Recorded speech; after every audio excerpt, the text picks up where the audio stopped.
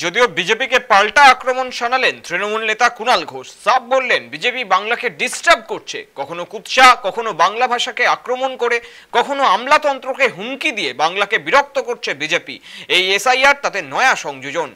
দেখুন, কেন্দ্রীয় সরকার বা বিজেপি যেন তেন প্রকারে বাংলাকে ডিস্টার্ব করতে চায়, কখনো টাকা না দিয়ে, কখনো এজেন্সি লেলিয়ে দিয়ে, কখনো বাংলা ভাষাকে আক্রমণ করে, কখনো প্রবাসী ভিন রাজ্যে বাসিন্দা ভারতীয় বাংলা ভাষায় কথা বলা বাঙালিকে আক্রমণ করে, কখনো আমলাতন্ত্রকে হুমকি দিয়ে। এদের বিরোধী নেতা তো কথায় কথায় নাম ধরে ধরে বলে একে বদলি করব, ওকে এই করব, ডব্লিউবিসিএস এই করব, আইএএস আইপিএস ওই করব।